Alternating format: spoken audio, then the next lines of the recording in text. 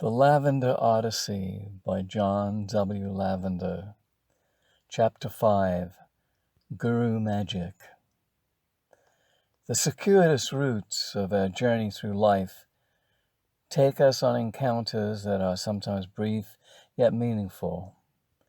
While I was away from my family on an advanced training course, unexpected influences manifested. When I began to realize that when we take on a already formed family, we take on their combined destiny as well. The main objective of Micah-el and I, as a couple, had been spiritual development, which was nicely progressing under the guidance of Maharishi Mahesh Yogi. And then Swami Muktananda came along.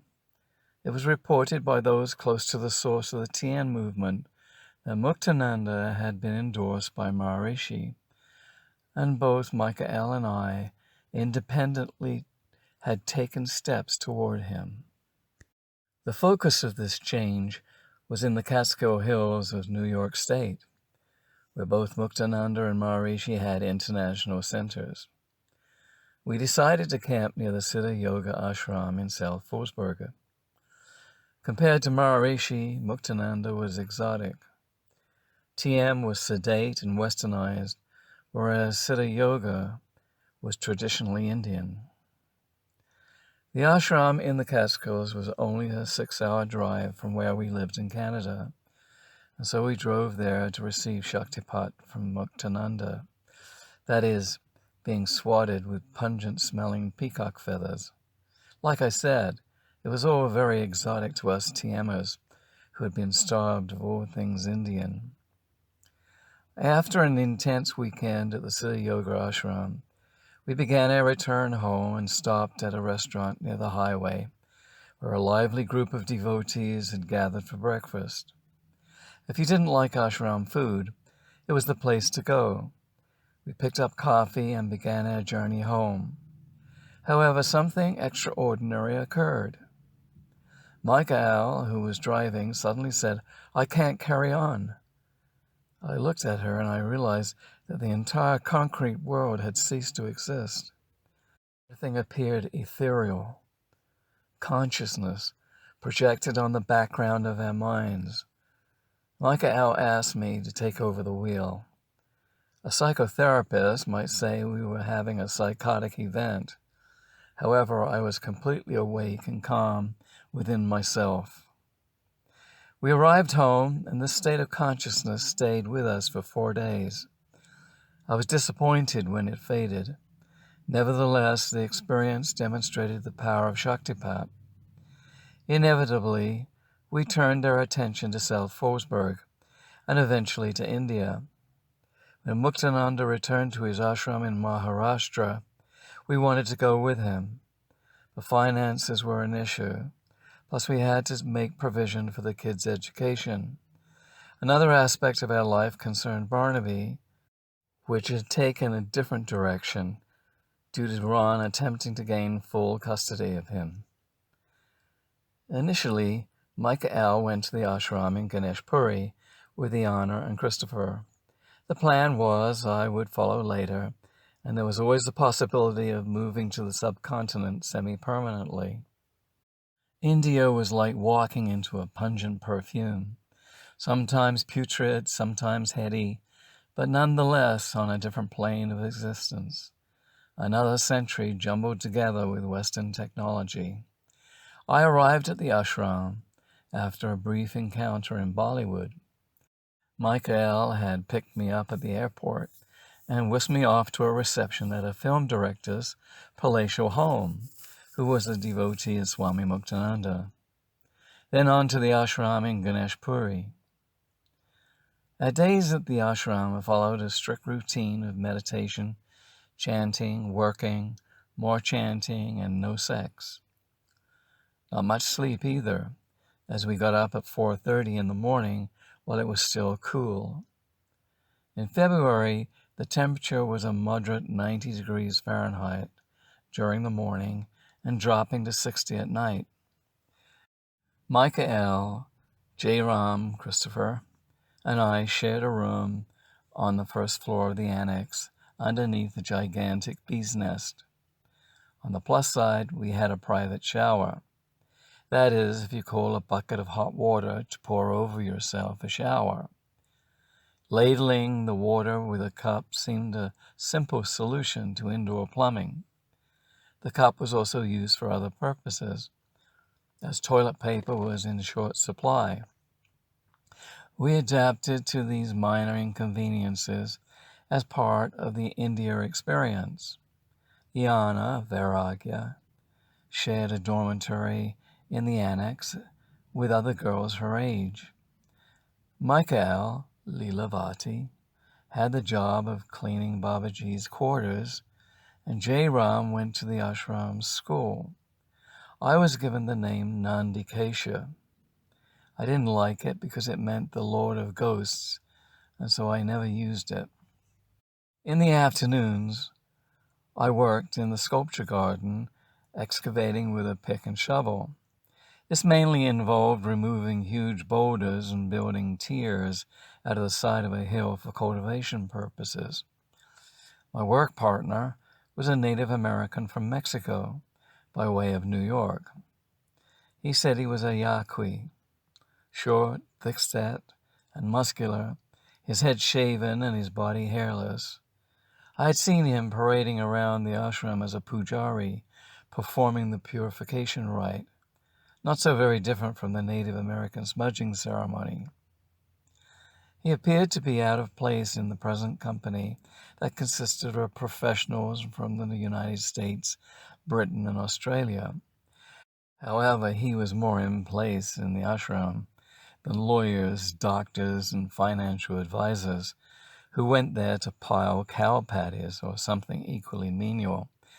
I also questioned why I was the one moving rocks with someone 10 times stronger than me. My workmate's situation was different. He was a Western Indian wanting to be an Eastern Indian. Looking after the cows was supposed to be a great privilege because of their holy status in the Hindu culture. I thought the locals laughed at us behind our backs. To my credit, I quit after a week and refused to shovel shit in the cow pen. Each day, around 4 in the afternoon, Muktananda made his rounds of the ashram. This event would be the highlight of the day. Children would follow behind his electric golf cart as he drove to the cow pen. Occasionally, he would have a special guest accompany him. During this time, it was a well-known Hollywood actress who would be seen riding in the cart, smiling and looking glamorous.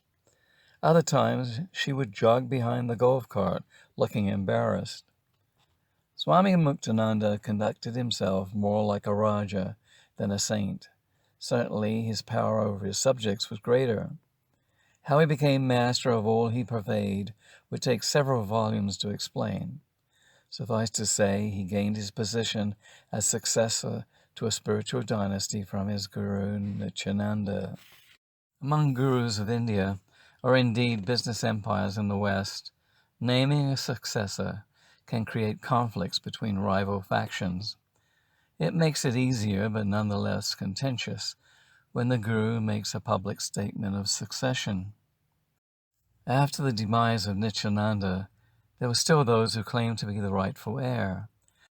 However, Muktananda did receive a blessing from Nityananda, even though he had only seen him half a dozen times in person. Nityananda was an avandut, which means he appeared to be in a constant state of ecstasy. The story goes that he lived in a tree for many years, and the ashram was built around him. It eventually became a thriving community. After the death of Nityananda, the governing body of the ashram never recognized anyone as his successor. As time went by, pretenders to the throne appeared, claiming to be his incarnation.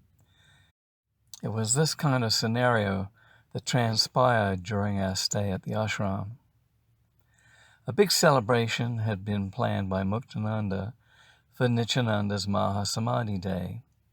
It was to take place at the Nityananda temple in Ganeshpuri. All the ashramites were supposed to turn out for this event.